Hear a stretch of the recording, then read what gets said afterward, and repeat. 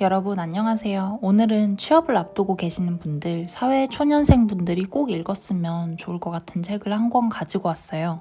바로 나는 월급쟁이에서 이렇게 독립했다 라는 책이에요.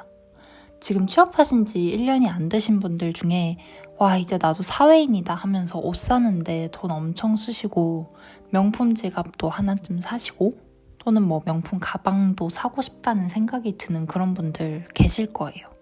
저도 얼마 전까지만 해도 그런 사람이었습니다. 근데 어느 순간 제가 회사를 몇 년이나 다녔는데도 되돌아보니까 남은 게 하나도 없더라고요. 그런 와중에 제가 친구랑 얘기를 했는데 저보다 한참 늦게 취업한 친구가 벌써 5천만 원을 모았다는 거예요. 티는 못 냈는데 그때 머리가 띵 하더라고요. 그때부터 시작이었던 것 같아요. 제 소비 습관을 진지하게 들여다본 게. 저도 아직은 많이 부족하거든요. 근데 제가 지금 6년 전으로 돌아가서 갓 취업했을 때 저를 만난다면 저는 이 책을 꼭 읽어보라고 하고 싶어요. 여러분 생각해보세요. 한 달에 세후 300 받는다고 치고 그중에 100만 원 모은다고 칠게요. 그러면 1년에 1200이고 10년에 1억 2천. 그럼 예를 들어서 이거 영상 보시는 분들이 지금 27살에 예를 들어서 취업을 했어. 그러면은 10년 지나고 37인데 1억 2천 모은 거예요, 겨우. 근데 수도권에서 1억 2천으로 할 수 있는 거 아무것도 없거든요. 근데 물론 10년 동안 계속 한 달에 100만 원만 모으진 않겠지. 1,500만 원 모으는 연도도 있고 2천만 원 모으는 해도 있겠죠. 근데 그래봐야 많으면 2억이겠네요. 근데 2억도 마찬가지거든요. 2억으로 집도 못 사고 독립할 수 없어. 회사로부터. 이제 잔소리는 그만하고 책 요약부터 해드릴게요. 먼저 경제적 자유 목표를 정하세요.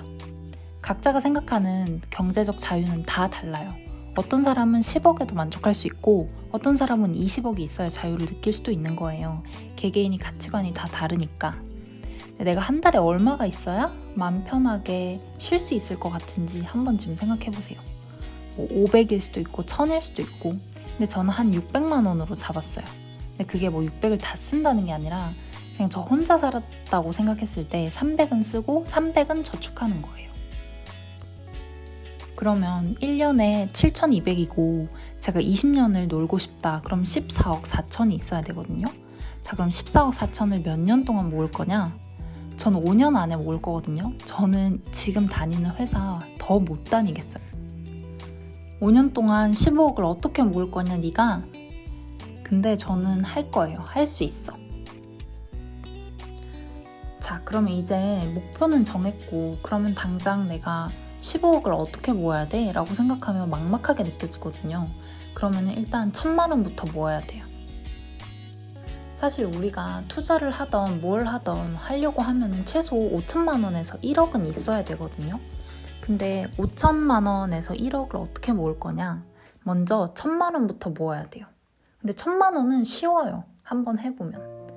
100만 원을 1년만 모으면 1,000만 원 되거든요. 내가 취업한 첫 해에는 1,000만 원을 만들어 봐야겠다. 아니면 이미 취업했더라도 내가 아직 돈 모으는 걸 시작 안 했으면은 딱 1,000만 원만 만들어 봐야겠다라고 생각하고 한 번만 해보세요. 지금이 2022년 10월이니까 딱 내년 10월에 딱 되어 있어야 돼요. 이거 모으신 분들은 제 영상에 내년 10월에 댓글 좀 달아주세요. 자, 그러면 1,000만 원 모았다. 그럼 모았으면은 그 다음에 5천만 원, 1억 모으는 거는 되게 쉬울 거예요. 왜냐면은 이미 나한테 그 저축 습관이 형성돼 있거든요.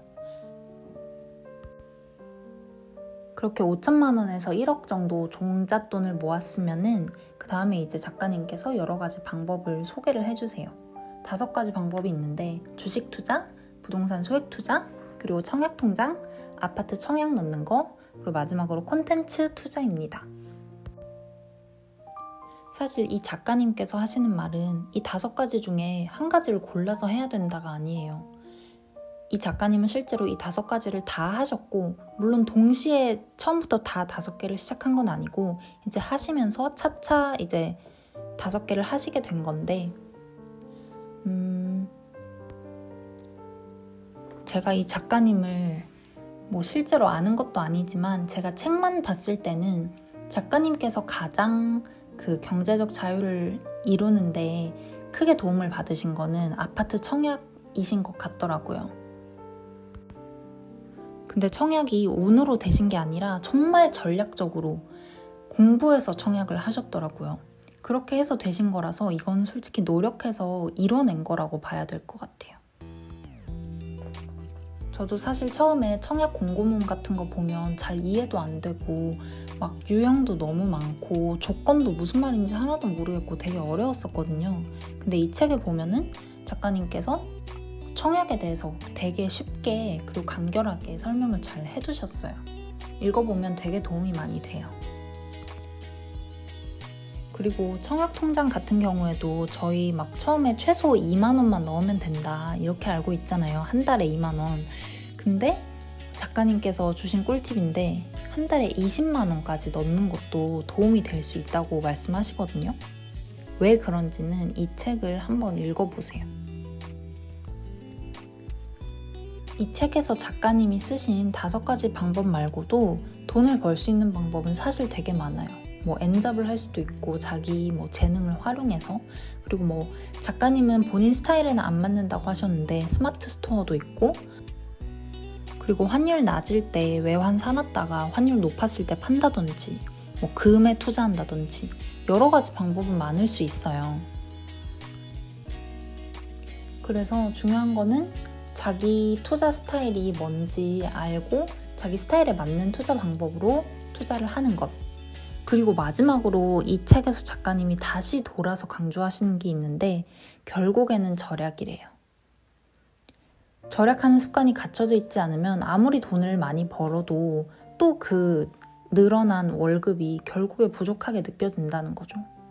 근데 저도 진짜 너무 진부해서 이 말 계속 하기 싫은데 정말 맞는 말 같아요.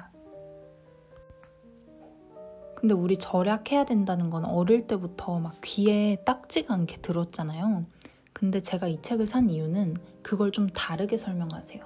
진짜 쉬우면서도 마음에 와닿게 설명해서, 그래서 저는 약간 마음이 해이해질 때마다 이 책 보고 다시 마음 다잡으려고 그래서 이 책 산 거거든요. 그래서 여러분들도 저 같은 깨달음을 얻고 그리고 또 앞으로 살아나가는데 좀 더 미리 알면 더 좋으니까, 그래서 한번 일독을 권해드립니다. 네, 지금까지 나는 월급쟁이에서 이렇게 독립했다 라는 책을 요약해봤는데요. 어떻게 들으셨는지 모르겠어요. 제 첫 영상인데 앞으로도 저도 여러분들이랑 같이 발전해 나간다는 그런 마음으로 계속 영상 업로드 할 테니까 좋게 봐주셨으면 좋겠습니다. 감사합니다.